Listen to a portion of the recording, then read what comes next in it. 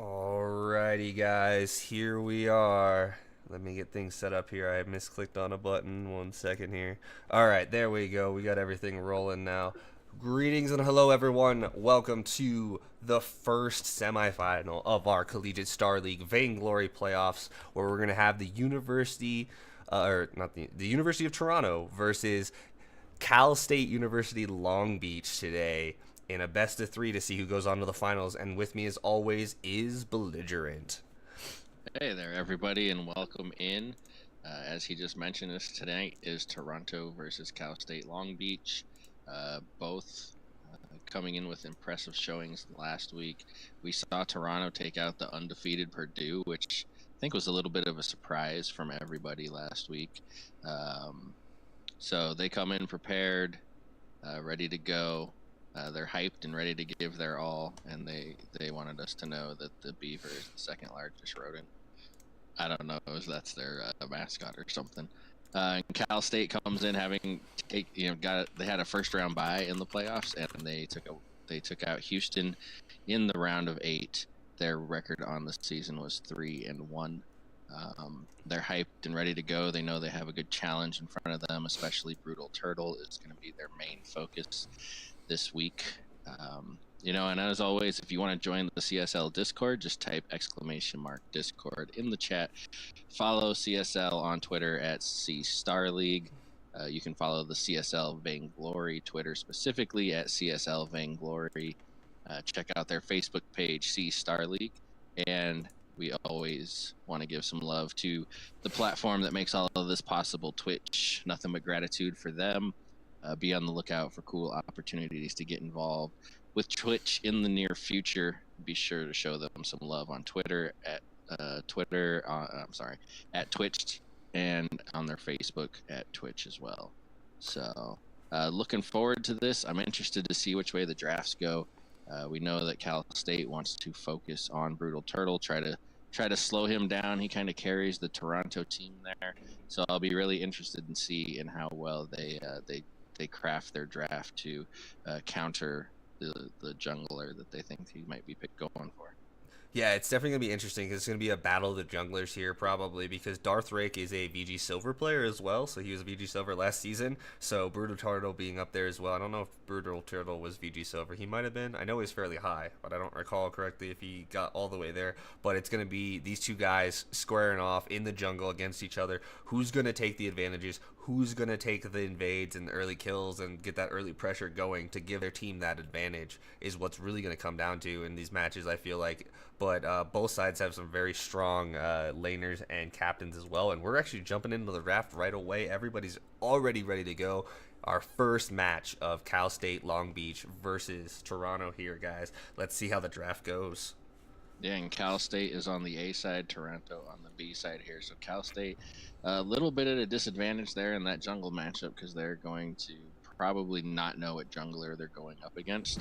They do take away the Arden here, one of the strongest captains, and Toronto going to remove the Kroll. I feel like so they must have something planned for that. Yeah, I feel like the Cruel is a targeted ban towards Darth Rick, and also a very kind of potent pick right now too. Kind of sliding under the radar for a little bit because people are like, "Oh, everything changed. Let's see how things go." Cruel still very very strong and has good engage, and then the Lyra being another hot commodity pick to pick up with the first pick there for Long Beach. Yeah, and Lyra getting picked up with, and now the Rona's jumping on the board, which kind of eliminates the Black Feather for the side of Cal State, unless they want to run a Crystal Black Feather, which they very possibly could. We'll see what exactly Toronto has up their sleeve. That Rona is somewhat of a flex pick, although we usually see it in the lane just because her build is fairly expensive and you get more gold in the lane. Catherine coming out. Give that lockdown, yeah. Yeah, it gives the lockdown, but I also think they just didn't want to take the jungler there and give it away. Although, with Lyra already being taken, they didn't really have to worry about getting the captain. But generally, that's the strategy you're going to see anyway. Is the jungler getting picked last? So Sky to counter the Rona, obviously coming from Cal State, and we'll see how they're going to round out their draft. They're thinking between right now. It looks like Blackfeather and Glaive. Yeah, they're kind of going back and forth here. We'll see how that goes. I feel like the Glaive is probably a good matchup into the Rona and lane. They should be able to handle themselves pretty well. Not as abusive as if he were to pick the Blackfeather and get punished by the Rona. And then the Taka last pick for Brutal Turtle comes out here, going for that Sky. It looks like is who he wants to take out. Yeah, it looks like they're trying to counter the Sky, although I feel like the Lyra and the Glaive is a tough matchup for Taka. With the Bulwark, with the Afterburn that can really keep Taka from being able to get away. And Glaive is generally going to be too bulky for Taka to burst down the way that Taka likes to do on his targets. A lot of Echo Fox fans as we Yeah. log into this match here. Yeah, obviously Berto Turtle having that connection with Echo Fox himself, but yeah, you get to see that little nice thing that SCMC added for us, allowing people to support them pro teams. But here we go, guys. Cal State Long Beach here on the A side with the Glaive Sky Lyra pickup versus the side of Toronto with the Taka Rona Catherine, and this is gonna be game one of our first semifinals, and well, it's gonna be interesting to see how it goes. And it looks like actually Affliction is jungling. I think I did read that in the little blip beforehand that they did have to move their they might have moved their spots around because they had somebody that had to move out of playing and bring in another person. But I guess it could be a lane Sky. That's just would it seems odd to me. I'm used to seeing Sky in the jungle most of the time. Yeah, Sky can be a pretty proficient laner. The forward barrage can cause her problems because of all the lane minions that can block it, but generally don't see a crystal Sky. But I'm gonna say it might be the laner because he's given all of the jungle farm to Darth Rick, so just seems like sharing gold at this moment. Yeah, and then we have the fight over the Elder Treant here. It looks like the Brutal Turtle. Brutal Turtle did get that. Yeah, he got it with the chitin jumping over, securing that. Very nicely done by him. But now he's in a kind of an awkward spot here where he's getting a lot of damage done to him. And he might be able to get out now, actually. It looked like he was going to be in a lot of trouble, but not as much. I don't know. Forward barrage. Oh, there's done. a good stun. Really well done by Myrtle Beach there to wait for the forward barrage to come out, to stun it, to interrupt it. And now they're going in for the turn. Really good call from Toronto. And then Brutal Turtle, after being low, comes back in after healing up and secures first blood for Toronto after almost giving it away. And they actually get a second kill. This is going to be turning into really bad for the side of Long Beach. Luckily, Glaive's already getting his back stun already, but he's going to probably be in a lot of trouble here because it is a 2v1. Both teams are low. He does have that mine out, though. He has a scout trap, so he'll be all right. He will be able to secure his own back, so not as bad for Long Beach as it could have been, but really well played to start it off from the side of Toronto. Good patience, good use of the skills, and knowing when to go back in and re-engage. Yeah, Affliction overextended there a little bit. Great rotation by Edge Genesis, I'm sorry. And I think that sometimes when you get in those jungle matches, you forget that there's a laner that can rotate down. Not usually good to venture into the enemy's jungle when you don't know where all three of them are, just to try and pick up an early kill. And we see that turn into Toronto's favor. 2 kills. Yeah, and we see though, it looks like Darth Rick is, didn't lose any of his CS there. He's still doing all right on the farm himself. So we'll have to wait and see. Actually, I didn't notice that he was actually in the enemy jungle stealing farm, and now he's going to die for it. That'd be why he was ahead on farm. He came into the side of Toronto's jungle. I think he got just their backs though, looking at the CS difference. He might have gotten the Elder as well, or not the Elder, but the Bactrian as well. But he does cost him his life, and there's still a 400, almost 500 gold lead here for the side of Toronto.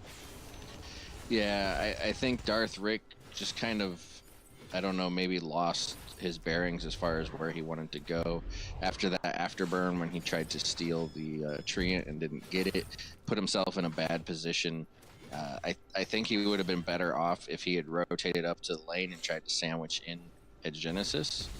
But he chose to go to their backs. Another fight breaking out. This time, Myrtle Beach is going to be the first one to go out. As Brutal Turtle decides to not try and go for the kill on Gibson. Does get hit with the afterburn. Darth Rick picks up a second kill. And this Rona's really low. Are they going to be able to get the third? Ooh, just barely living that health, he had to have been so low, but here comes the kill with Lyra having that Imperial Sigil off of cooldown. They get the third kill, almost an ace, a little bit late on it because we're so early in the game. But now we're back to 3-3 on the board, and that's a pretty hefty gold swing.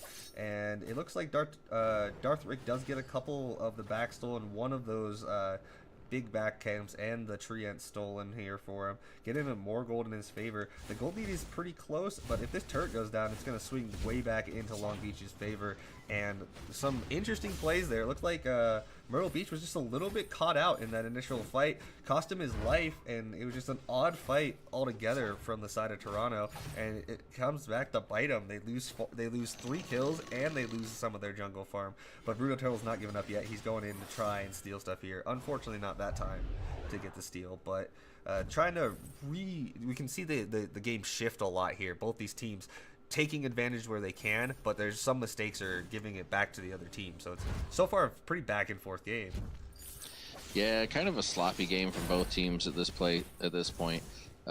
Seeing some of the weaknesses of the Catherine showing up, especially after the recent changes. She's just not nearly as tanky, and that's why she went down early in that last fight. So Yeah. we'll just have to see which direction these teams take it. I think a lot of pressure is going to be on Gibson in this match, because that Bright Bulwark is going to be able to shut down a lot of what Rona wants to do and a lot of what Taka wants to do. Question is, can he time it appropriately? Yeah, the weird nuance of Lyra when you have 2 enemies that want to jump on you is your preferred situation would be use it almost like a gauntlet, and once one person comes in, you lock them in and the other person can't come in to help. That can be helpful, but Lyra can also do the aggressive stance and just go in and bulwark both of them, so neither of them can use their abilities right away, and that could be really helpful for the side of Long Beach to have Darth Rick get in there and land that afterburn. Get somebody out of position and have them get up a kill earlier in the fight. But let's see here. It looks like Rona and the rest of Toronto is just going to rotate up. They were looking to try and steal. I didn't see if they actually stole that Treant, but they're going to try and put some pressure onto the turret here now that they're being down. It looks like they just went for the damage on Sky and backed off.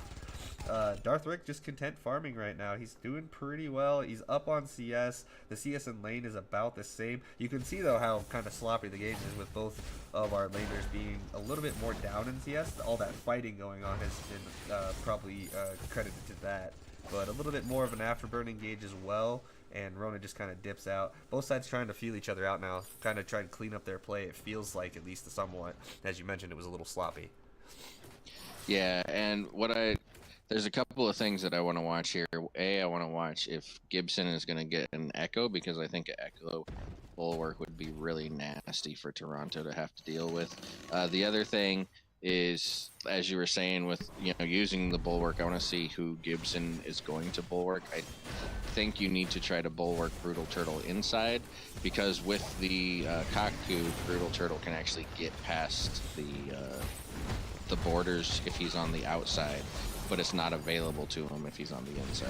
A big fight happening there. A trade happens where Genesis goes down first on the Rona, and then Gibson goes down next, and the fight is still going on. Afterburn lands. Taka is barely getting out, though both DPS is still up for the side of Long Beach, so this spells a little bit of trouble for Toronto, and they're going to have to just get out with the 1-for-1 kind of trade. That fight was a little weird, too. It kind of felt like either side weren't really sure who they wanted to go for, as Genesis took a ton of damage. Obviously, the focus from Long Beach doing really well there, whereas Brutal Turtle kind of had to dive to Lyra to secure the kill.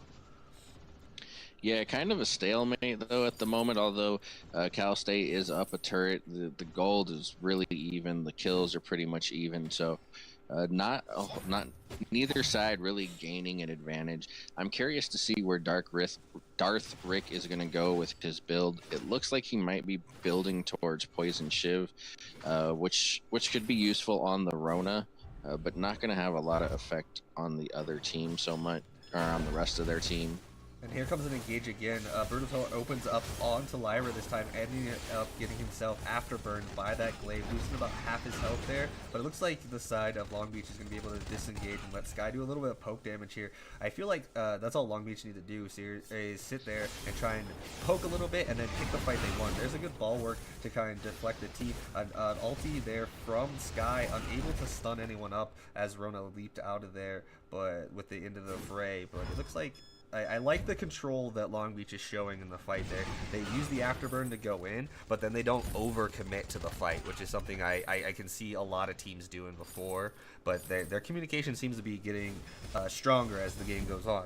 Less a little bit erratic, I guess. Yeah, the only thing that I think is still a little erratic from them is that they don't seem to have quite the synergy on which target they're going to be focusing. So, like in that last engage, Darth Rick was able to put his afterburn on the Rona, while everybody else was focusing on Brutal Turtle. So, a little bit of mixed targeting there. So we'll have a little to see bit of if a they clean mixed that fighting here as both captains are getting hit out by the junglers. Lyra took quite a bit of damage there early. Good afterburn there to knock away the Rona after coming in. She's very low now. The side of Toronto is very low, but so is Long Beach. Long Beach actually loses Lyra first. Gibson getting caught out there by Brutal Turtle, and the side of Long Beach, Darth Rick and Affliction here, unable to go back in and secure a kill. Darth Rick trying to go back in, but he's really low, and it looks like Affliction is just not getting the angle he wants to right now to go back in. But here comes Brutal Turtle coming back in. Looks like he's going to trade his life. Oh, it's going to be close. Last turtle shot's going to get him. And it looks like, unfortunately, Myrtle Beach followed him in there and gave up a second kill. And so they end up giving it goes 2 for 2 overall. But that last little dive there from Toronto was quite messy. Yeah, definitely messy. One thing that I didn't even think about earlier is this Sky pick is a really good pick into what they want, what Toronto is trying to do. Not only does it counter the Rona, but it also counters the Catherine, because the forward barrage doesn't do enough damage to proc her reflection on her Stormguard. So a really good pick, and you can see that it's really causing a lot of trouble, especially when Brutal Turtle isn't able to burst her down, and not a whole lot of damage on Brutal Turtle here either, just with the Clockwork and the Aftershock. I don't know that Clockwork is the best item on Ataka necessarily, especially when you're talking about a Sky that has nothing but offensive items. I would rather see like a Shattered Glass. So, you know, just one of Taka's combos, as I call it, which is basically the X-Red Suit and the Kaku in. Another fight breaks out with a stun on the Lyra there as I started to interrupt, but it looks like they're Long Beach trying to counter engage as Darthic goes really low, but so does Brutal Turtle. Here comes the forward barrage, as you mentioned. They're not proccing that shield from Catherine, doing a lot of damage to her. At Genesis trying to do a little bit damage on the Rona, but this is the problem with a Lyra. Lyra's just going to heal everyone up. They still have a fountain, and they're going to be able to re-engage. Here comes, the block off from the bulwark stopped that extra two onto the Sky.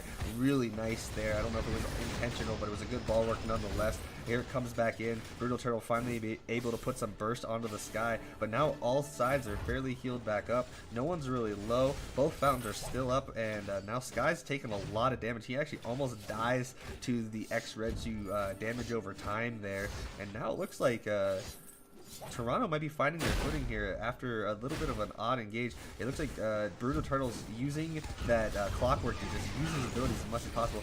Beautiful afterburn right back into the turret onto Brutal Turtle from Darth Rick, but he goes right back in. He finally ends up dying, taking too much burst damage from the Glaive and the Sky, but that was a fairly close fight. He almost was able to take out Darth Rick. Interesting plays going from Brutal Turtle. I feel like if he had maybe a little bit more follow-up from Ed Genesis there, or if they weren't so low, they might have been able to actually secure the kill and get out. Yeah.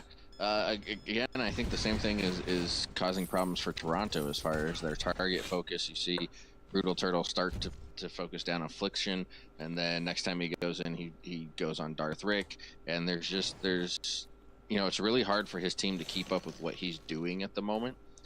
So yeah, I think I agree with you that if they had all dived onto one target there when Brutal was diving, they probably could have gotten the kill, but it's hard to really keep up with a Taka player as far as who they're targeting and be ready for that. And the other thing about, like I pointed out earlier, is just the damage on this Taka. Usually with Taka, especially when, I mean, look at the side of Cal State right now. There isn't a single shield among them other than the shield that Gibson gets from the fountain, and another fight breaking out. Yeah, another fight breaks out, and a beautiful afterburn from Darth Rick onto Myrtle Beach to knock him back into turret lanes to secure the kill. Really good defense so far. I mean, despite maybe some questionable engages or questionable targeting from the side of Long Beach, they're doing a really good job at defending this turret. Ronan was able to get a little bit of turret damage, almost taking it out not too long ago, but when all three members of Toronto group up to push a turret, all three members of Long Beach are there to respond. So that might be a little bit more communication that they're using. Maybe not using it to find the same targets, but they're using it to make sure that they're defending their objectives right now. As another type of fight breaks out, Brutal Turtle goes back in, doing more damage onto this glaive, and Rona's really low here. I don't know if they want to re-engage, but Brutal Turtle goes back in to just do a little bit more extra damage onto the Lyra. That's the benefit though of having that clockwork. Resetting your cooldowns every time you do ability damage. This Taka has his abilities up very, very quickly, so he's using X-Retsu almost on cooldown just to get as much damage out as possible, because it also does disrupt the healing that people receive from the Lyra, and he was unable on that X-Retsu and got clipped onto the wrong side of the wall there. But looks like another engage. He goes back in onto X-Affliction. Affliction pops his reflex block there. I'm not entirely sure why he did that. I didn't see a stun block, but here goes the turret down now since it was so low. Brutal Turtle getting really low there, as is Ed Genesis on the Rona. They're gonna have to fall back here, because if they're good afterburn runs here, they could be in a lot of trouble. The block there to stop the stun was nice by the Rona, and the fortified health should be enough to get Toronto out of this. Good little push by them. They finally were able to do enough damage, force Darth Rick out. I keep saying his name wrong. Force him out enough that they were able to finally push that turret down. Gold is still dead even almost. About 600 different separating the teams, but there's only one turret down for each side, as Kraken's already spawned. We saw no gold mines taking, and this is gonna be a long game, I feel like, now, unless people make mistakes. Yeah, it's looking like it's going to be a little bit lengthier of a game. So yes, I understand that the clockwork helps him get those abilities back up a lot faster. But with a Taka, your goal is to blow somebody up, and he has to go in on these guys multiple times. And like I was saying earlier, the only even resemblance of shield on the side of Cal State is that fountain on Gibson. And Ataka should be able to eliminate almost any target that doesn't have shield, but he just doesn't have enough damage to do anything. Yeah, it might be a question, like you said, a questionable pickup in this instance, because look at that. He just went in on to Darth Rick there by himself and almost killed him with these very low amount of damage on him. He has a little bit of a heavy prism up back in there now. Almost gets him there. The dot might kill him. Yes, it does. The dot from the X-Retsu for Brutal Turtle ends up getting him the kill on Darth Rick. But there you go. You saw it. X-Retsu constantly in on there. But I agree with you. If he had, a Shatter Glass to go with this, it might be just this game could be entirely different. Like the side of Toronto could just be up like 15 kills at this point. Yeah, and when you're facing a Lyra, you can't afford with a Taka to go in over and over and over again, because Lyra's just going to keep healing them up over and over and over again. So Brutal Turtle doing a really good job of distracting. Yeah. Oh, and I thought Gibson was going to steal that. Yeah, that was close. That's always this a shiesty thing, I want to say, to do, or a little bit risky thing to do when you're playing against the Lyra. And I love doing it myself, is stealing those objectives from people. Kraken would have been quite the steal for Gibson there, but we have a crazy fight still going on here. Darth Rick is still going really low. The sentry does go down, and Darth Rick does end up dying again, it looked like, to that X-Retsu dot, and it looks like Toronto has now found the footing. They're starting to, maybe just that little bit of heavy prism damage, they're starting to do a lot more damage now, focusing down targets, being able to get someone down, and then they get the objectives off it. Kraken and now a turret, and they should be able to get the choke point here with the amount of life left on this Kraken, and Darth Rick still being dead. These guys don't do the best damage to Krakens, so we'll see how this goes, if they're going to be able to get just a choke point or even more after this. Yeah, and they are finding their footing. like I said it in the beginning of the matchup, I would really like to see an Echo on Gibson. Uh, the Echo heals or the Echo bulwarks would go so far right now, and I think this one's about over. Yeah, it might actually be. There's not a whole lot of focus going down. The Kraken is almost dead, but they just don't have the damage. Like I said, Sky is so easily negated on damage when they're trying to hit something like the Kraken, but now the Kraken is dead, and they need to try and either focus here. They do kill Darth Rick, and it looks like Toronto is going to finish this off. Myrtle Beach might die here with the low health. With the Main Crystal still not dead, but it doesn't matter. They do clean it up, and maybe a little bit of, we thought it was going to be longer than that, but all it really took was Darth Rick getting picked off once or twice, and then objectives into objectives, Kraken into base push, and that's it, guys. That's game one going to Toronto. Yeah, and I think, we've talked about this so many times this season, just itemization. I mean, the main form of damage that Cal State had to worry about was this Taka, and Affliction got a tier 1 shield there at the end, but there's no other shield on the team, and you saw it, by the end of that match, that Brutal Turtle, despite the lack of damage in his build, just started withering them down. And you got to prioritize. Look at the side of Toronto, for example. Sky was the main damage dealer that they were worried about, and all of them, there's 2 Aegises, and Brutal Turtle has a tier 2 shield, so understanding the defensive game there. Oh, well, apparently, also, real quick, as I just looked over at chat, apologies to X Affliction, to her, because it is apparently a she, so our apologies there, because apparently there's a whole bunch of people telling me in chat that we called her a he, so I apologize for that. We were unaware of that, so good to know. But yeah, the item choices, like you said, no shield for the Taka, and that was all he was doing. It's like Bruno Turtle X Retsu with that dot damage on the Darth Rick 3 times over a course of a fight. If he wasn't getting Lyra heals, he was dead every time because he had no shield. So it'll be interesting to see how the rest of this game or the rest of the series is going to go. If Cal State Long Beach is going to be able to pull this back, or if we're going to see another 2-0. That game was quite a bit closer than some of our other ones, though. So maybe a little bit of cleanup in targeting, like communication wise, and a little bit of item choices, you think is probably the best bet to go for both these teams, looking into this next match? Yeah, I just don't think when when you get up to the upper echelon of the teams and you're getting into the later matches, that you just can't run a no defensive item build. Just, to me, it's such a mistake. It doesn't make any sense in so many, like, especially when you have like a Glaive, who is known to be quite a tanky character, and neither Rona nor Taka are gonna stand still. They both have escapes.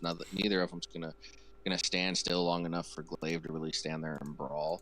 So you don't need all of the damage. And in that last comp that they just had, the Glaive's job was really to stun people and reposition them so the Sky could burst them down. And just, all he had was offensive items, no defense, and that's why we saw Darth Rick starting to fall quite often there at the end of the game. Yeah, it just his build just seemed like it was, he had the Halcyon Chargers for the extra cooldown to try, like you said, use the afterburn to place people for Affliction, and it wasn't happening. It just, like, the synergy wasn't there, I guess, or it just wasn't. They just weren't, the team coordination for the fights just wasn't working out that time. And when you're all offense like that, if it doesn't work, you're gonna have a hard time. Looking back at it, let's see what else we got here.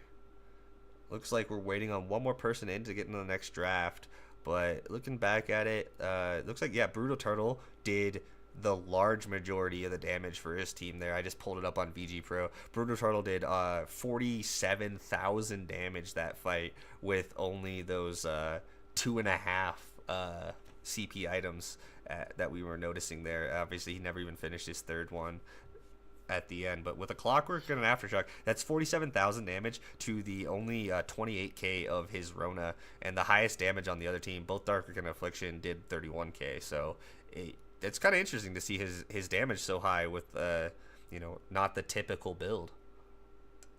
Yeah, but if you also think about it, I mean, over the course of a fight, he had to go in on the same target 3 or 4 different times just to get them killed. That's true. And with the Lyra, it's never surprising when you have a much higher damage count on one side when you're facing a Lyra, because Lyra can just keep the targets healed so much, so you can do a lot more damage and just not have the kills. So yeah, definitely. That does make a point in it. Yeah, it just felt like that was a lot of damage for not having any damage items. Yeah. But yeah, and like I say, I feel like if he had gone with like a Shatter Glass or something that does, even a Spellfire can work on a Taka, because it even increases that tick damage because it's doing its own tick damage. Something else besides a Clockwork, and then you don't have to spend 4 ultimates on one 4 X-Metsus to finally kill someone. But it looks like we are going to be in draft 2, and we're going to have Toronto on the A side this time. They are up 1-0 in this best of 3 series, and it looks like, again, the Cruel Band comes out first, followed up by Arona right away. Yeah, the Cruel Band, like you said, must be targeted at Darth Rick. They must know what he likes to play. I personally, with the Arden getting picked up here, I personally, if I know that a team is going to play a certain hero, I like leaving it on the board, because then you can just build a counter draft around it. And Kroll is not uncounterable. So, you could go either way. I mean, I guess you can always just take away their strongest pick. And if they know that for Cal State, it's, Kroll is their strongest pick, you can go that direction. But if you know that's what they're going to pick, it gives you the opportunity to counter it as well. So Lance going to be picked up for the side of Cal State Long Beach here, and possibly a Black Feather, especially with the Rona taken off the board. A very powerful pick in this current meta. Yeah. And a flex pick as well. You can weapon it, or you can crystal it, you can lane it, or jungle it. So, and they do go with that, so it's a really good pick there. And another Taka pick for Brutal Turtle. It looks like he's feeling comfortable on that one. We'll see if he decides to go the same build or if he changes it up this time.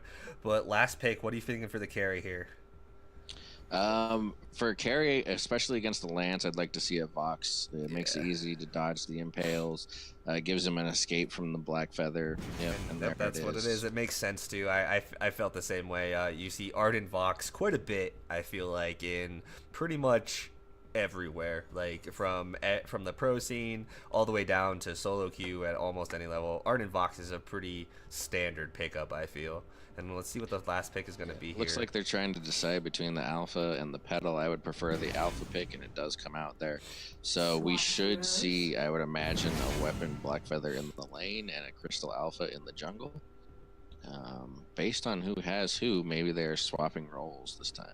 Maybe. We'll see how it goes. We're about to find out, though. No changes coming out just right at the end here. But yeah, that's a Darth Rick on the Black Feather this time. And this so unless we're gonna see the first lane Alpha that I have ever seen, they are swapping roles here. Affliction gonna be down in the jungle. Yeah, it's going to be very interesting to see how they decide to do it. I mean, obviously they could have done that last game too with their picks as well. But here we go, guys. This time, game number 2 of our Collegiate Star League Vainglory semifinal between Toronto and Cal State Long Beach. Toronto leading it 1-0 here on the A side with Ed Genesis on the Vox, Brutal Turtle on the Taka, and Myrtle Beach on the Arden. And then for Long Beach, we have Gibson on the Lance, X Affliction. She is going to be on the Alpha, and Darth Rick on the Black Feather, guys. Looks like both teams are going to start in the backs, kind of standard here. Get the sharing gold for both the carry and the jungler. What are you thinking about this game? Who do you like just draft better? I feel like the drafts are more, not standard, but I mean the captain picks are more standard here, and there's no Catherine. Lance is still a little bit more popular. But what do you like? Yeah, I think the Taka pick is going to be a struggle for the side of Cal State to deal with, just because Brutal Turtle is so good on it. But the Alpha, I do like the Alpha counter into the Taka, especially because if you can kind of predict where Taka's running when he disappears, you can grab him with that Prime Directive. Alpha generally going to be too tanky for Taka to burst down, especially early. But here, he gets a little cut out here a little bit, and then they do have the flares for it. Gibson, good flare, forcing the flask out from the Taka. Ed Genesis is going to have to come back down from lane. He's trying to push it a little bit, and he's actually going to go down first, getting hit with that initiation from the Alpha. And now Taka's going to go try and steal the backs, obviously, but Myrtle Beach is stuck between a rock and a hard place, and he gives up the second kill. And again, or this time the side of Long Beach goes up with 2 kills this time, and they're gonna trade over the jungle again. Though is what it looks like. It looks like Taka is gonna do that, but Alpha X Affliction, she is moving into the enemy jungle there as well. So they're gonna trade their jungles here, is what it looks like. Gibson trying to provide some pressure though against Brutal Turtle right now. I don't think he's gonna be able to. He's a little low, and he does have his flask still up though, so we'll see how this goes. It looks like Taka is gonna just secure them himself. Maybe not. He's taking a lot longer than Affliction is though. Affliction is already making his way or her way through the mid tree and into the fronts now, and this Brutal Turtle just finished cleaning that up. Unfortunately, Glipson just did a little bit of a lazy back there and gave away his life while recalling pretty much right next to Brutal Turtle with no health. So that gives Brutal Turtle a little bit more gold than he probably deserved there after Gibson doing a good job of slowing him down. Yeah, that to me that was a little bit of a strange rotation. I realized that Affliction was taking the farm from the side of Toronto, but they knew that Brutal Turtle was back there. They had the mines, and he was the only one left, and they knew that he was low because, again, they had the scout trap down there so they could see him. So why they didn't all rotate down on him to clean that up, all they did was really trade farm, give away a kill. I don't necessarily like it. Didn't really put Affliction ahead. I mean, she's only 2 CS now, 1 CS ahead of Brutal Turtle. So not collapsing on a Taka that's all by himself when you have the vision, just to me was a poor call.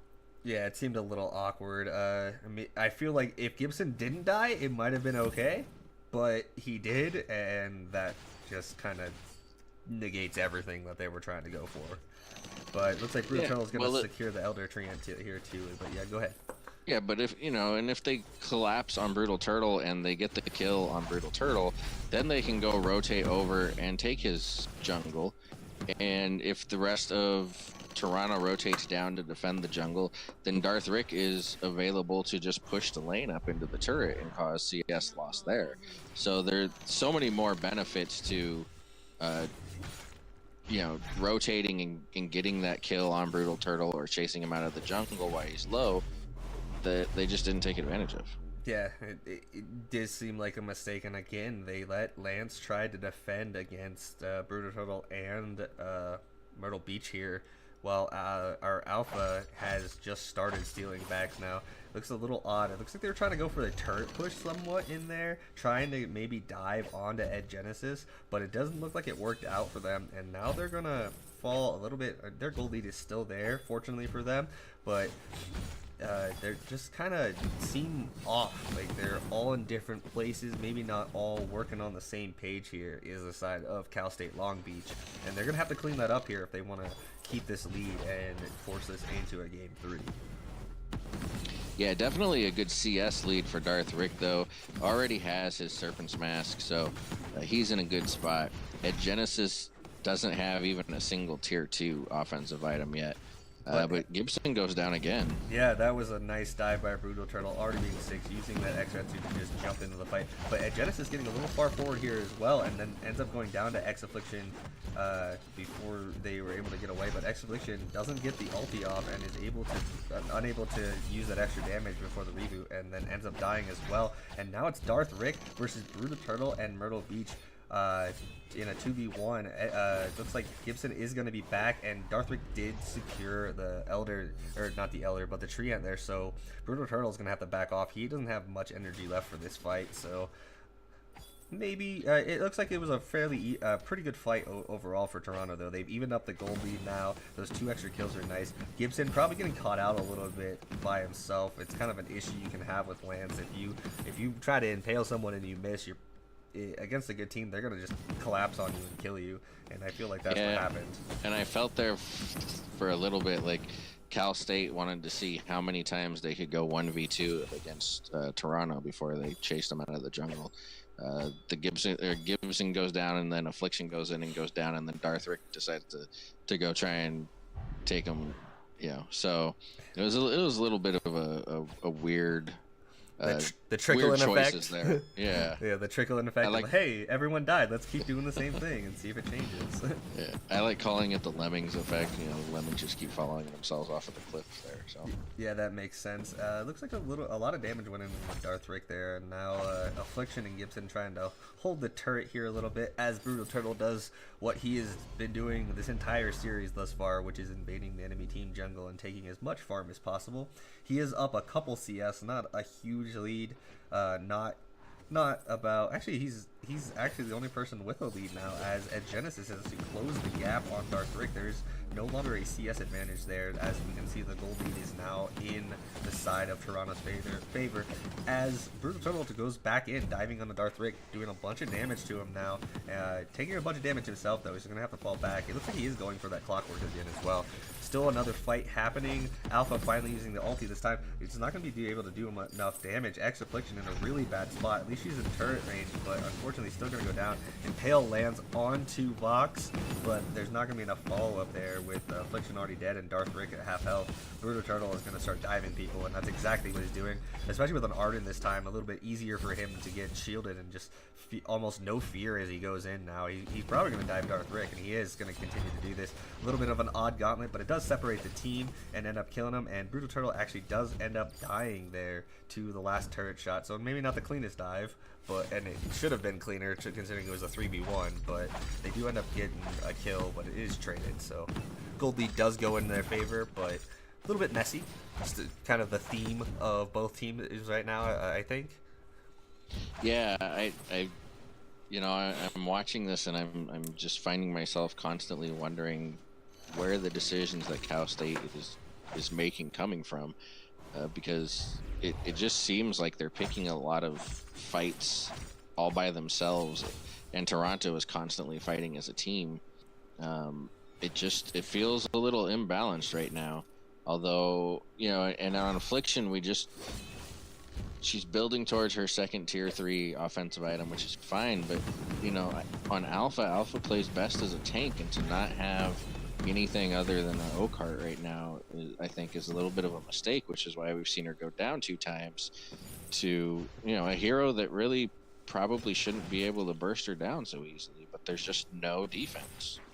Yeah, as we see, Darth Rick does have his 2 tier 3 items completed, that Servant's Best and that Breaking Point. The fight goes back in though. It looks like Toronto's just going to focus on the turret this time after forcing. Darth Rick was in a 1v2 against Myrtle Beast and Genesis before that. And he was able to get Genesis pretty low, but he did almost die and have to run away, barely escaping with his life. And it does end up costing Long Beach their first turret, and here it goes. Taka doing Taka things, does end up doing enough damage to take out the Lance with an X-Retsu and a Taku there, and we'll see how it goes. I'm not sure. Darth Rick is going to get gauntleted on, but that's not the person you want to gauntlet, as Blackfeather just runs away. But Brutal Turtle doesn't really care. He still goes in for the dive, does a bunch more damage, showcasing that he's level 9, so yeah, he does have that level 2 X-Retsu, and there goes again, doing a bunch of damage to Alpha. Alpha with that no shield, as you're saying, no defense, taking a ton of damage, and now looks like, though, Darth Rick was able to finally get on top of Ed Genesis and do enough damage to kill him. Fountains come out now since Gibson got back, and now this is looking disastrous for the side of Toronto. If there's not a kill cleaned up by Brutal Turtle, this could go really badly, and oh, the initiation misses, but it's really low on both sides. It does end up going back in and killing Darth Rick. He should be able to get out here. He has the cooldowns. He dodged the ability. He should be fine here. Good play by Brutal Turtle. It looked a little awkward there as soon as his teammates started going down, but Taka doing Taka things. Foxing his way out of trouble. Nothing too scary for him, I guess, even though he was quite low. Yeah, and Gibson really needs to get this contraption online. They started the game out really well. It almost looked like they had learned from their game 1, the way that they had scout traps all over the place to start the match, but now we're not seeing scout traps. We're just seeing flares, which is great, but as soon as Brutal Turtle gets out of the flare range, it doesn't do anything for you. So I'm really more of a fan of scout traps on the ground when it's a Taka. Yeah, given your teammates the heads up when someone's right on top of them, as Takas like to do that sneak up on people thing to get their abilities off closer and be able to move around a lot in fights, like Brutal Turtle is doing very well this game. The scout traps would be very, very helpful in this case, and he does have it finally up, so we'll see how they do with the vision But that's going to be their biggest problem, I feel like, now. I mean, obviously, Darthwick is finally building some defense now after getting those items on, as well as X Affliction. She's getting some defense on here. But here comes a Gauntlet out already, and it does lock up this Alpha, and she's just going to get blown up. A little bit, Githian Wall does stun too there, but he's also really low. Gibson's probably going to go down here. Darthwick going to try and deter a little bit, but there is no fountain on the side of Long Beach, and they are in lots of trouble.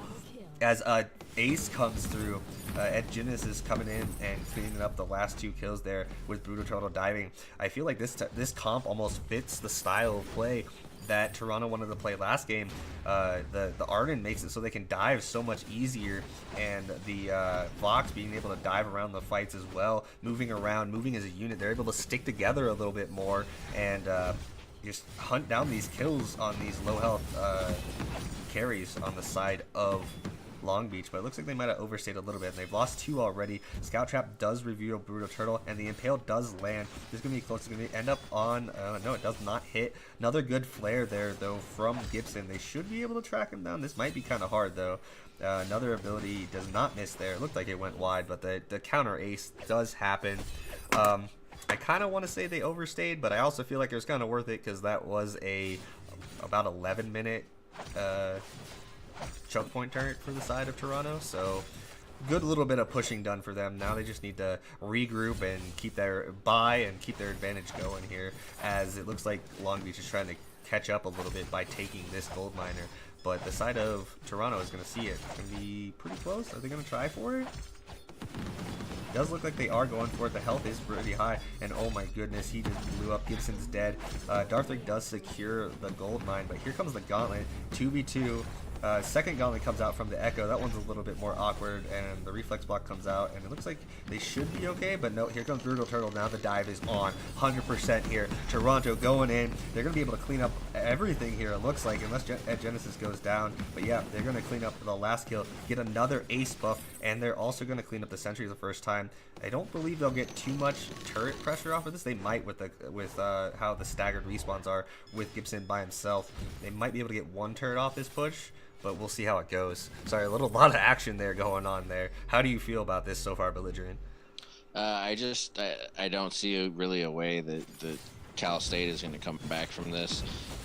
When you look at their comp, I really like their carries. I think Lance, although Lance was picked before the Taka came out, teams got to start recognizing that that's what Brutal Turtle's going to pick if that's what you're going to give him. Lance not the best captain to help you defend against the Taka. Lyra was on the board. I really would have liked to see them pick Lyra. Lyra with an Alpha and a Black Feather would have just been devastating for them to have to take down.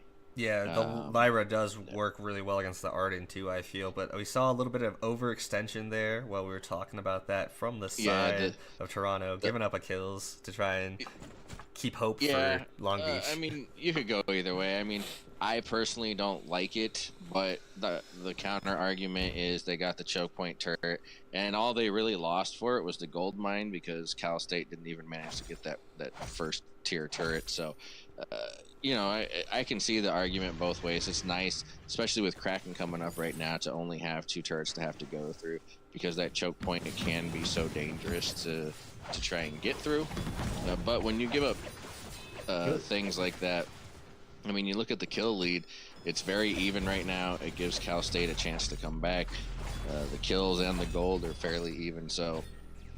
Yeah, maybe an odd decision making, especially since now they seem to be throwing almost, as Ed Genesis got caught out by an Impale there, and then a double Githian Wall to follow it up. And again, it's 3 on Brutal Turtle again. 3 members of Cal State Long Beach is just fighting off this Taka, who is by himself, and he's eventually going to go down. Ooh, that Impale went the wrong way. And then the re-engage comes out, and he does end up getting the kill on X Affliction, and he is fairly healthy, so maybe a little bit of mistakes here, not having the flares to target him out, but he does finally get cleaned up. But no ace this time for the side of Long Beach, but some odd decision making from the side of Toronto. They seem like they had the game in the bag, and then they go in for this awkward push into their base, and they give up another couple kills, and Long Beach might have a chance.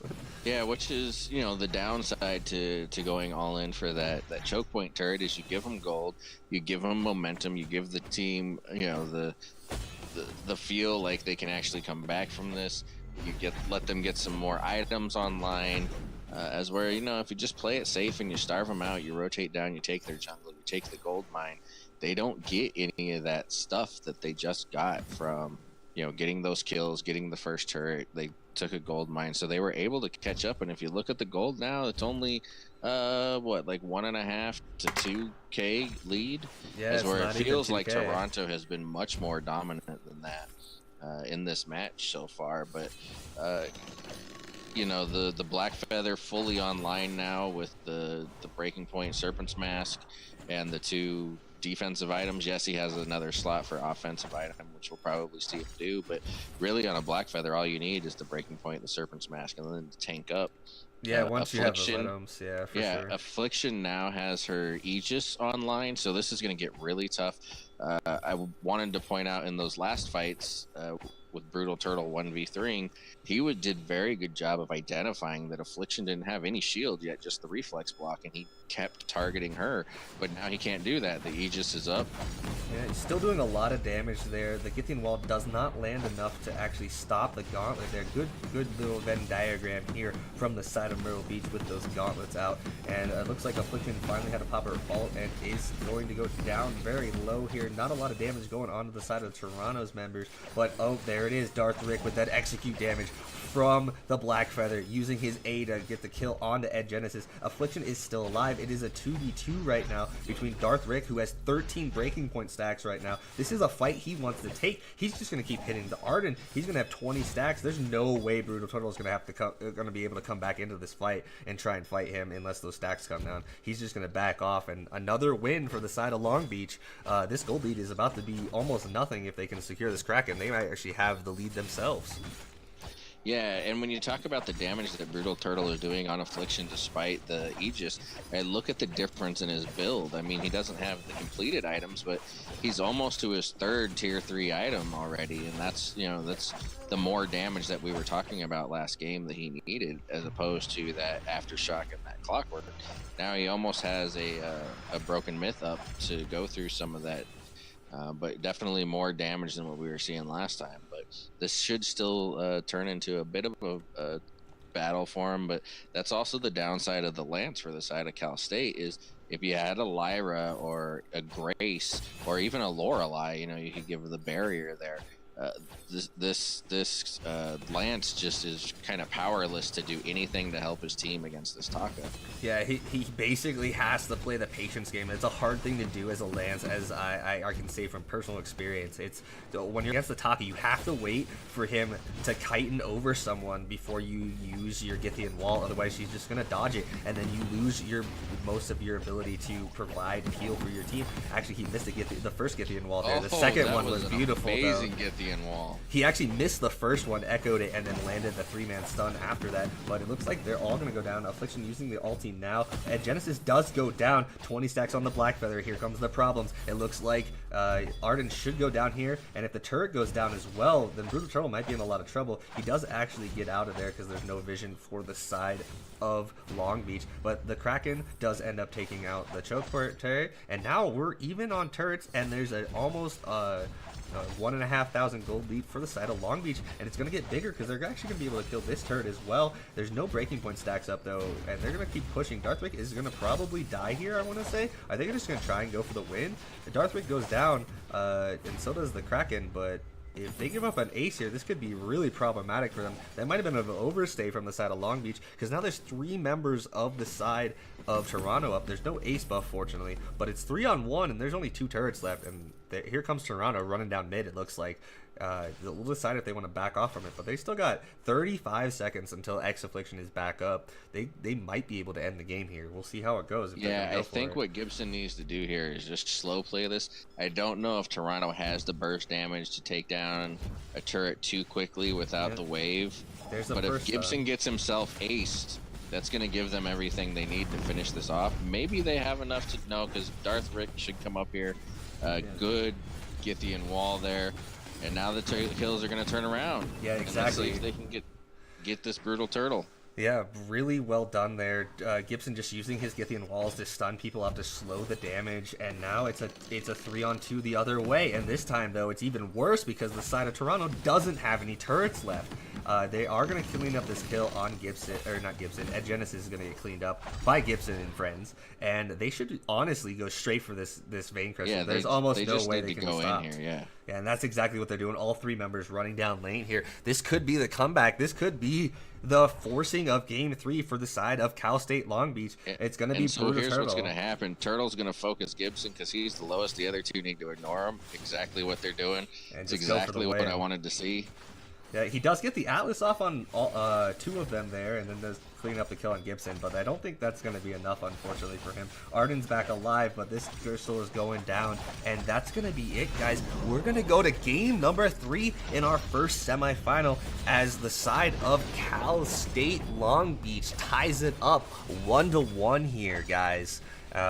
Interesting game. Kind of, I almost want to feel like it was a throwy game more than anything, but Long Beach finally took care of it. They finally were able to take it, and they just did what they needed to do to win it out. It doesn't matter once you make that how many mistakes you made, as long as you win, right? Yeah, I think it all goes back to that choice to take that choke point turret and give all those kills and all that momentum back over to Cal State, and you know, I think it also shows that, you know, when you actually build defense, things can go good for you. You know, we see the double E just on the side of Cal State, being able to slow down Turtle just enough for them to come back and take some of these kills.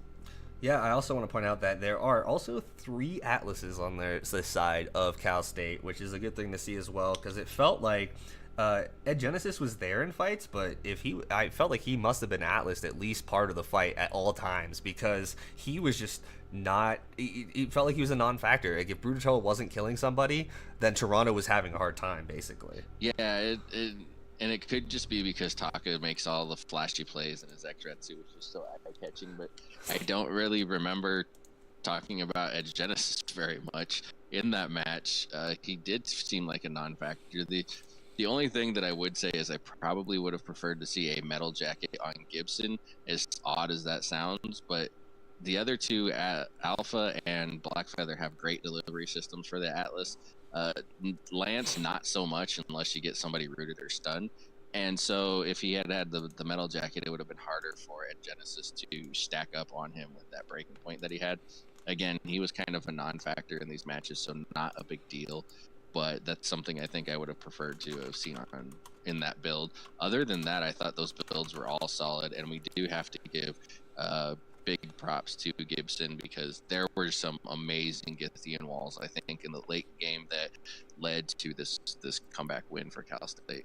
Yeah, I agree. He was in there. That one fight where we saw that triple Githian wall with the Kraken push. It felt weird because I was about to point out how he had just missed the first Githian wall. He actually whiffed it on everyone, but that's why you have an Echo for, right? And then you can land the nice triple one. He got the triple Githian wall that actually canceled Myrtle Beach's Echoed Gauntlet. Yeah, and it was beautiful, and he ends up making it work, and they make the comeback. The last turret push, he lands another, I believe it was 3-man stun into the down turret, and gives just enough time for Darth Rick to come back in and help make that push back. Yeah, it definitely was interesting. He did exactly what he needed to do. He needed to not die, and he didn't die, but he also needed to try and delay it as best as he could, and he did that as well. So a nice little bit of play from Gibson there to bring Cal State Long Beach back into this. Well, I'm gonna shout out to Darth Rick there, though. He was doing work there. It seemed like kind of Blackfeathers can have that issue early game sometimes, though, where they don't get off to a hot start and they're kind of behind and they can't do a lot of damage, but all he really did was focus on his farm. His team died a couple times, he died a couple times. It was all right though, because he got his farm, he got his items, and then as we saw, as those double defensive items and the poison, or not the poison shift, the serpent's mask and the breaking point came online for him, he was able to just do tons of damage. He was almost always at 20 stacks at the end of every fight because he was just in there constantly doing damage, getting the stacks up, and then making the kills, which is what they really needed to do before they were any of them were able to fall, or any of them fell in the same process. Yeah, and I feel like that's an affliction that plagues a lot of Blackfeather players, myself included, is You know how Blackfeather is supposed to play, and you know how tanky he's supposed to be, and how much sustain he's supposed to have.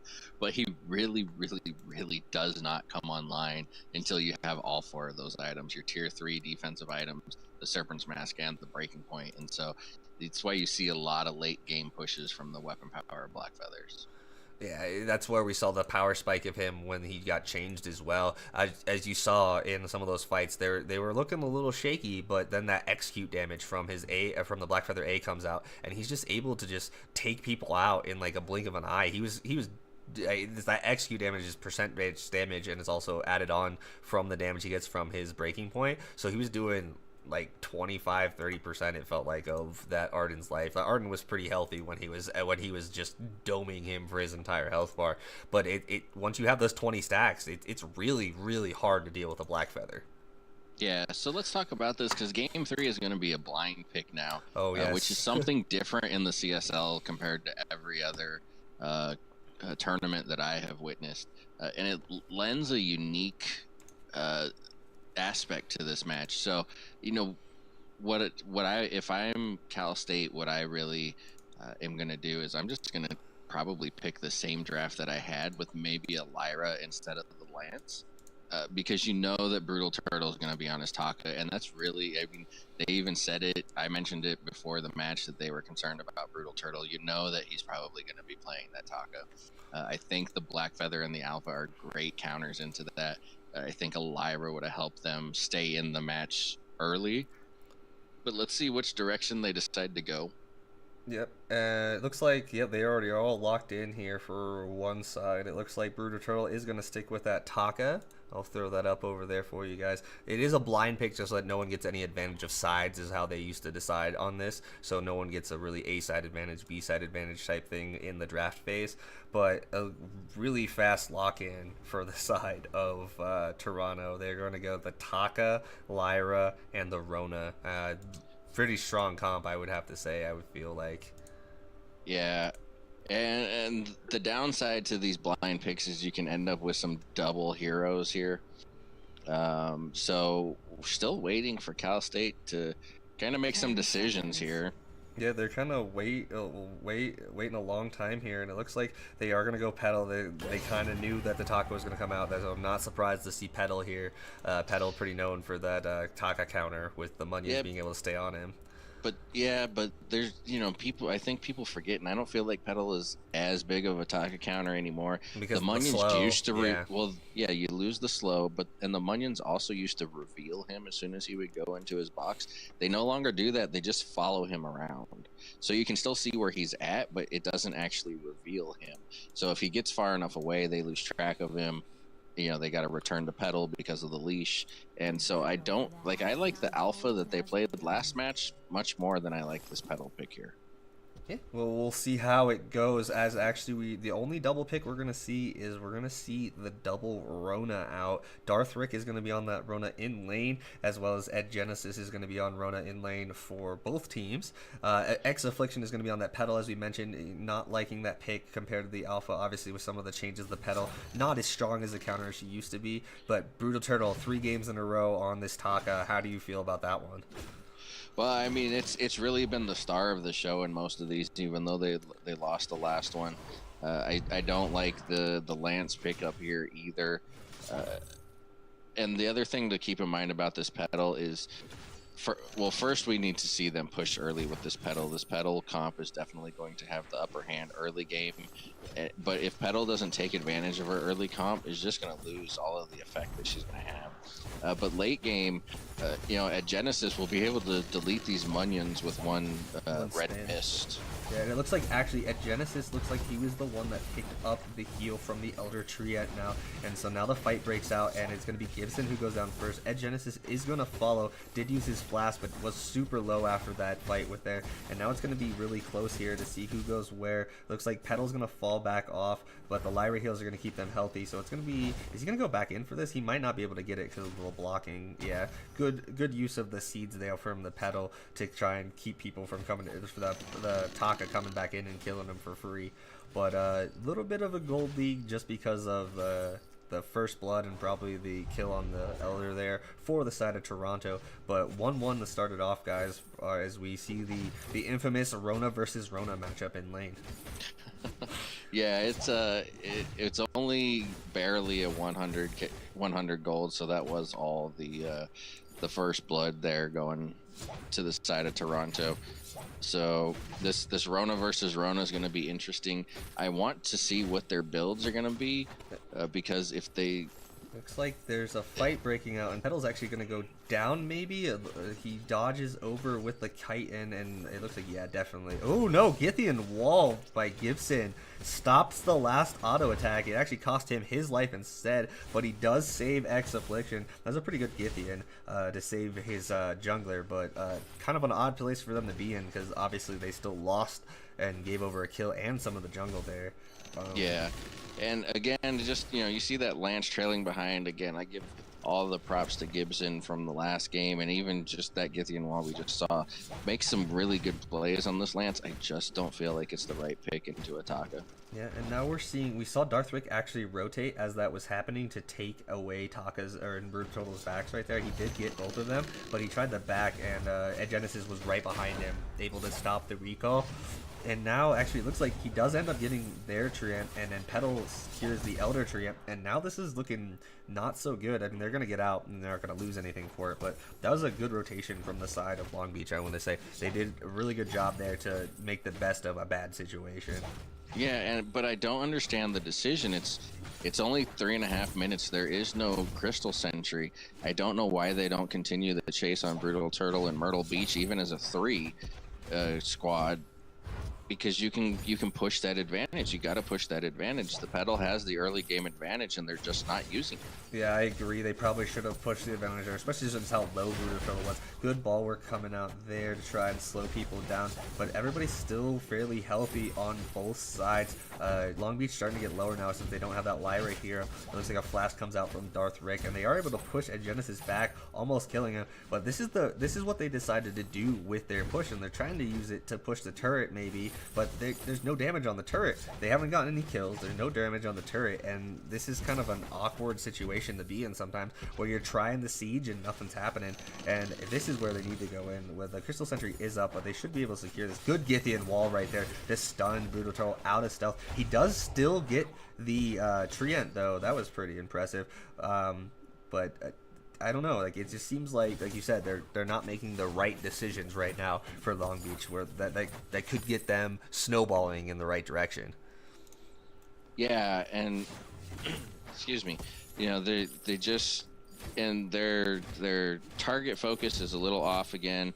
Up in the lane, Affliction was focusing on Ed Genesis, who was kind of too far away, while Darth Rick and Gibson were focusing on Brutal Turtle, where all three of them could have been focusing on Brutal Turtle, maybe gotten him, is where Ed Genesis was back behind the turret. Affliction wasn't going to be able to get that kill, especially with a Lyra nearby.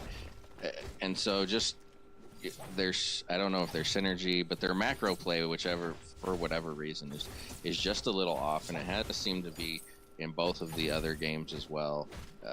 Last game they managed to pull it together, but this match, as this fight breaks out here in the middle. Yeah, it's got a crazy fight breaking out, and it seems like it was a little awkward, but eventually Genesis does go too far. It looked like Affliction was caught out a little bit too much, but it turns out they were able to turn it up, and I think they landed an impale there that allowed them to do a lot of that damage, and no one to hit for Ed Genesis, unable to build that extra fortified health. Another good Githian from Gibson. I'm starting to feel like this might be a comfort pick for Gibson, because he's starting to land some really nice Githians in some maybe not normal situations. So maybe it's just like his most favorited hero. I mean, he's pretty strong, but obviously Lyra could have been better, or maybe even an Arden in this situation with their team comp, obviously knowing that they're going into the Taka. But it looks like they're going to take a lot of damage here, and just kind of fighting over the jungle here. And there goes, it looks like, yeah, Petal did pick that one up, fortunately for Affliction and her team, because that could have gone really bad if she did not get that heal. That could have turned into a chase really quickly. Yeah, that Treant was the difference between Affliction going down and Toronto continuing to push into that jungle and them choosing to back out. So definitely good pickup there from them. This would have been a very interesting or possibly uninteresting match had Cal State gone with the Lyra, because then we'd have 2 double picks with just the Taka and the pedal being the difference. But as it is, we'll see how it goes. It looks like there's Cal State has a good gold advantage here. Yeah, and then it's because Darthrick has such a good advantage in lane. He's up 70 to 53 CS right now, doing a really good job in the Rona versus Rona mirror matchup that we're seeing. And now he's going to get that red mist on top of the enemy team, doing quite a bit of damage to Ed Genesis. And then he popped right out of it because he was only hitting 1, and he used his I don't remember the name of her B. I know it's into the phrase, her first ability, but uses her B to get that little bit of burst damage you get when you use it, to try and get more damage on it at Genesis there. And here comes the siege again. There's a 1,000 gold lead for the side of Long Beach, and they're trying to do this long siege again. I don't feel like they have the right heroes to be trying to force this though. Brutal Turtle does get caught out here though, making a little bit of a bad play, walking right into the pedal and then right into the rest of the side of Long Beach, and now they're down a person, and they need to start trying to take advantage of it. They need to clear jungle, or they need to start pushing this turret. Looks like they're trying to go for a kill here though, which isn't really working out for them so far. Petal has no energy left, and she only has 2 of her minions left. They do end up getting the kill finally, and they do get the turret as well, which is really good in this situation for them. But a little bit of an overstay maybe. Ooh, good dodge there. Githian kind of buying some time, followed by the end of the fray to get out. It looks like Darthrick, if he gets out of this, I'm going to be amazed. But no, it looks like here comes the dive from the Lyra. A little bit of healing comes out. Impale does land, and oh, he's going to live now because he gets the extra healing there. It looks like the fountain was used. It might have just came off a cooldown. And a little too deep from Brutal Turtle this time. Overconfident in his ability to secure that kill, and it cost both Myrtle Beach and Brutal Turtle their lives. And this might be a gold mine, one of the few gold mines we've seen this series, going over to the side of Long Beach, which is going to give them a nice gold lead, which is what you mentioned before, something you really want on this pedal. Yeah. Yeah, definitely things seem to be going well for Cal State in this. The only thing that I'd really prefer to see them doing different, although they did get that first turret, but I think there's been several opportunities where they could have, because as you mentioned, they don't really have a siege comp. You saw how hard they had to work for that turret in general, where they could have just rotated down, taken out this Crystal Sentry. I feel like the Petal and the Rona really just need to be able to chase down this team wherever they want to go, and if they could take some opportunities and get this Crystal Sentry eliminated early, which it's already passed early, so they're not going to be able to do that, but they could really open up the map for themselves, give themselves the advantage. With the changes to the turret health and the turret gold, the first turret not that big of a prize anymore, although teams continue to act like it is, where if you don't have a siege comp, I think you're really better off pushing teams out the way that they were, and then going down and getting out their Crystal Sentry. Yeah, taking away either their jungle or their Crystal Sentry to get some gold in your pocket instead of trying to do that. Because you see right there, they couldn't continue the fight or could continue the chase because of the Crystal Sentry being there. Another good Githian wall does land. The Impale misses, but it doesn't matter because the explosion from Petal from those minions actually cleans up Brutal Turtle.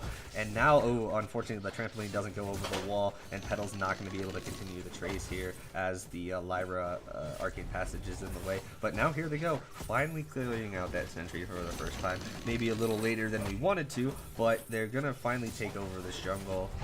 They have a lot of space to work with, though, with that first turret down, though, as well. So I agree with you. I would have rather see them try and take out the sentry first, just because it would have provided them with so much more and more room for Petal to work with, because I feel like she does really well when she has lots of room and able to invade on people.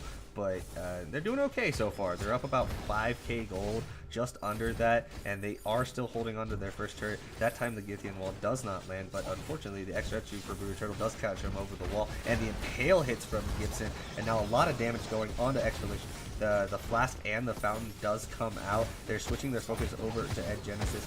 Gibson is also really low. His flask comes out, and they are able to clean up the kill without him dying. But he goes back in, misses a Githian, and takes a ton of damage from Brutal Turtle. And now the re-engage is on here. Petal is going to focus on the Lyra, it looks like, as Darth Rick is on Brutal Turtle. Sorry about that, mixing up names here. Good Githian to save his life there. No, it's actually not going to save his life. He's going to die. But the chase should continue. Unfortunately, unfortunately, a little bit. I wish they were on the same target because I feel like they could have done more there. Yeah, but they're gonna get this Crystal Century a second time, and I think that Cal State is really just finding their footing now. It's good to see, but that's what I want to see them continue to do: defend their lane turret the way they did. Take the if Toronto's going to continue to press this, they can't continue to press these fights. They need to kind of copy Brutal Turtle's name right now and turtle up because they're just losing this. They're down 93. They're down 5K gold. But Cal State, on the other hand, needs to just continue pushing this lane, push the fights, and either they win the fights like they just did and clean out the jungle, or they just push the lane into the turret as Genesis goes down there again. Push the lane into the turret and clean up the jungle and that Crystal Century. Yeah, and cleaning up the vision along the way is really nice for them as well. Making and getting their own vision down would be nice as well. But we saw Brutal go in on Petal there earlier and try and clean up Petal by himself. It was Brutal versus Expedition, and Expedition has shield already and has enough damage to deter Brutal Turtle away from her. And that was enough for the Rona on Rona Darthrick versus Ed Genesis to continually go in Darthrick's favor. He is up just under 30 CS now, but all that extra gold they're getting right now is really helpful for him, especially in the mirror matchup. You do the same abilities, you have the same stuff. When one of you has more items, obviously they're probably going to have a little bit easier time, and that's showcasing for Darthrick here, as he is 7-0-2 on this Rona, has his metal jacket, has 3 damage items, and hasn't actually worried about Brutal Turtle much this game, as Brutal Turtle gets caught out in a 1v3 and is cleaned up, and this is going to spell hopefully the last life of this Crystal Century. And it looks like Toronto, after taking that fairly convincing game 1 win and then doing really well in early game 2, is now on the ropes here. They're down 7,000 gold almost at 13, almost 14 minutes here, and it's a 1-1 tie already. This is the last match to decide who goes to the finals. They're gonna have to, like you said, turtle down or figure out something else to try and swing this game back in their favor. Yeah, they can't continue to engage in fights. Darthrick is up on a Genesis by a full tier 3 item and also has the metal jacket over at Genesis's tier 2 armor. So they can't continue to take these fights because they're not going to win. They're just simply not going to win. Affliction is ahead of Brutal Turtle on items and farm as well.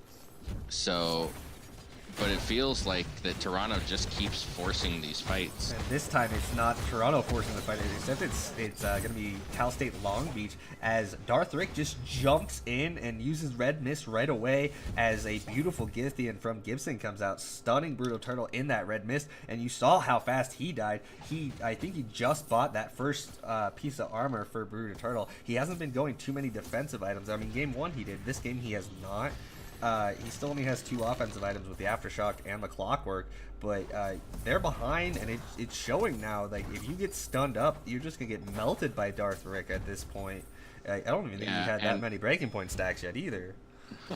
and here's the catch 22 for Toronto here is that Darthrick went the smart route and built a bone saw. So the more armor they build to try to counter him, the stronger he actually gets with that bone saw.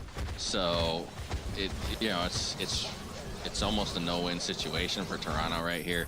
You see Darthrick can just kind of dive wherever he wants. He can go tank turrets, go take all of these fights, and then he comes out smelling like a flower with almost no damage on him. So yeah, his teammates tried to do the same thing there and both lost half their health, but yeah, you saw that the item advantage of Darthrick over at Genesis, the Rona on Rona matchup as we've seen it here in this blind pick game number 3 deciding matchup, guys. Rona he's really strong, but Rona beats Rona if Rona has better items. So yeah, absolutely. When Rona is up a full tier 3 damage item and and defense, there's just nothing that they're going to be able to do. He is now building into his 4th damage item, so well ahead. I as much as I wasn't in favor of the Petal and the Lance pick, Toronto has not been able to execute here well at all. Darthrick has turned into a Rona star, and I just don't see any way that Toronto's going to come back from this. A little bit of an awkward fight happening here. Both of the runners just spinning on top of each other. Gibson's down really low. The fountain finally comes out, and it looks like X Affliction is really low as well. But full health on Darth Rick. He's finally starting to go down. Gibson dies, as does X Affliction. Actually, Gibson's still alive. Sorry about that. He was rolling over the wall. I thought his name was blinking red, but he should die here. But Darth Rick might be able. I don't think he can turn this into 1v3. Not with a Lyra here out there, unfortunately. Doing a lot of damage though. Almost does take one out, but a little bit of an odd fight there in that brush. I mean, they decided to try and walk into the brush, and Gibson just took a whole bunch of damage at the start. There's a little bit of an awkward pedal trampoline in there as well that got X Affliction caught on a wall right next to Brutal Turtle and Edge Genesis. So a little bit of the first real misstep, I want to say, a big misstep at least, from the side of Long Beach. I mean, they might still get a turret. They still get that one turret out of it, and the Kraken does do work, but I feel like that could have been a lot cleaner from them, especially since how they've been playing so far. So let's see what Toronto does with this. We did see, Toronto in game number 2 kind of throw to get that choke point turret down. It turned around to bite them, and the way it was looking up till just this last fight was that maybe that decision, is going to cost them the match here. And now Cal State does the same thing. They get the Kraken, and then they give over an ace, and the Kraken manages to take one turret, but that's it. But the thing that a lot of people don't take into consideration is how much gold you get off of those bounties when they, Darth Rick was 8-0. That's a huge bounty to give up just to try to take this fight. So we'll see how it goes here. Yeah, the fight is still breaking out. Both teams were trying to fight back and forth there, but the Rona fight does go in the favor of Darth Rick again. And Gibson does pick up the kill on Myrtle Beach as well. Yeah, I think they just need to go tank the turret. Yeah. Gibson has his fountain. They just need to go take that turret. Yeah, that was There's kind of 25 seconds. What are they doing? It looks like they're not going to go for it. Oh, my goodness. Yeah, there's Gibson, nothing. Yeah, Gibson can tank. Darth Rick will destroy that turret. He has the bone saw. Gibson still has his fountain up. There's absolutely no reason that they should not have. Oh, but there goes the impale followed by the Githian wall, and now that should be it. Now they'll get the ace. But now there's two people back up. Now they have two heroes to deal with. Yeah, but there is a Kraken back up, so at least this time they have another objective to take. Yeah. I was like, we're like, oh, they don't want to win right now, I guess. They just want to have the game keep going. But yeah, you did mention one thing is the big bounties going over that were good for them. But the big thing I think about this game compared to game number 2, where we saw Toronto with the crazy push that ended up throwing, is there is still a significant gold lead for the side of Cal State Long Beach. Yeah, as we're game 2, they were very even. They were kills and even gold for the most part. So yeah, so that's the only real difference here, and they're finally going to be able to, maybe a little bit awkward way to do it, but it does turn out to be a fairly safe way. They're going to have a 3-man push with a Kraken. It's going to be a 3v2 here, unless Affliction gets blown up really fast right here. That Githian wall does not stun up that Rona for Edge Genesis and does a bunch of damage, and now they're not really focusing anybody, and it's just kind of a back and forth. I don't really understand what's happening. It's just kind of like a battle royale here as we wait for Kraken to run down and actually push stuff. Well, what's happening is Brutal Turtle has, and he did this great in game 1 too, has identified the fact that has identified that Affliction never completed an Aegis, so all he does is focus Affliction. And then, he could also focus Darth Rick, who has no Aegis either. But Darth Rick on this Rona has so much sustain and so much damage. And this is going to be the match. Even if they manage to get the ace here, they can't stop that Kraken. Yeah, it was just kind of a weird fight. Bruto doing the best he could to put out as much damage as possible to try and stop the push. But it looked like, for me, it was just like watching Cal State not attack anybody. And like, all right, we'll just stand here and wait for a minute and just let them do whatever. But if they would have turned on either Edge Genesis or Bruto Turtle, I feel like they would have just blown them up and it would have been over. But it does end up in their favor either way, and they do end up cleaning it up. Maybe a little bit odd decision making at the end, but that is going to be Cal State University Long Beach 2-1ing the University of Toronto, and they are going to be our first finalists, guys, here for the CSL Vainglory tournament. So we're gonna see them next week in the finals, playing whoever wins here on Thursday. How do you feel about that series overall, Belligerent? It was a very odd series. It was a little dizzying to try and follow at times. You got to go back to that ace that Toronto gave up to get that choke point turret down. It just feels like that's when everything shifted. It allowed Cal State to come back, whereas if Toronto just rotates down, starves them out of their jungle, and waits for a better opportunity to take that choke turret, I think that Cal State doesn't have a chance to make that comeback, and we're not even talking about a game 3, but they did make that decision. Really the pedal pick was the only pick that it really felt like either team thought out as far as countering what they knew the other team was going to do. I'm surprised nobody suspected that that the other team was going to pick Rona, and we could have seen a Sky instead, or something of that nature to counter the Rona. But I felt it was very sloppy from both teams.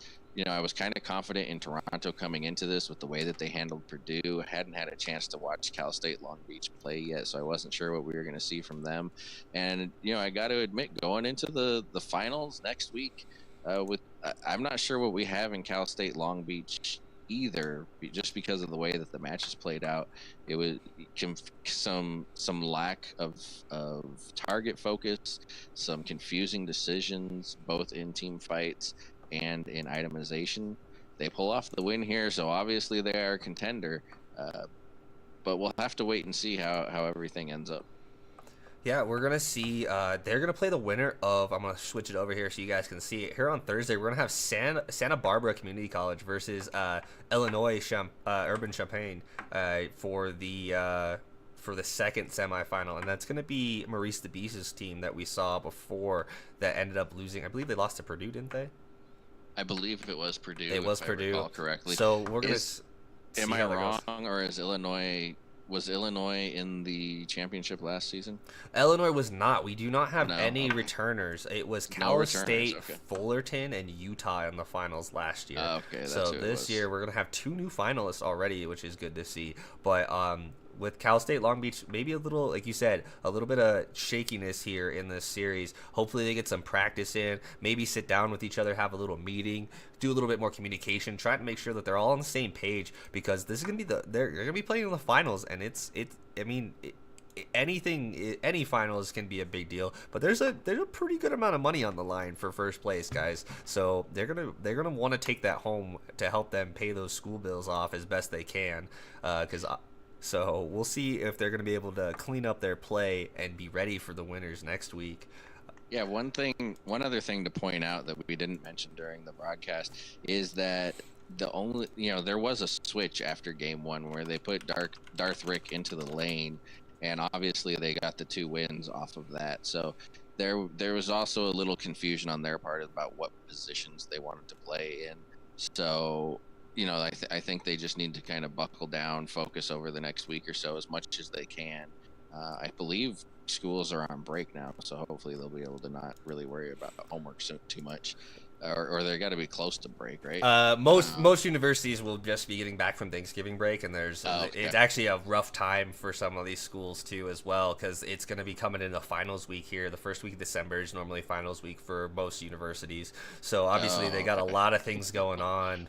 Well, use this upcoming weekend to kind of focus and get some of that synergy, figure out who's playing what positions, and come into this final strong. Yeah, definitely. I feel like if they just spend a little bit of time and make sure that the communication and they're all on the same page, that I feel like Cal State, they might be able to take it. I mean, I haven't seen Santa Barbara Community College play yet, but I saw Illinois play, and they have the same kind of mistakes where they have maybe a little bit of communication issues. Obviously, everybody's in school. They got other stuff going on in life. Maybe not the most time to practice, but if there's a time to practice, it's going to be now, guys. You want to make it in these playoffs.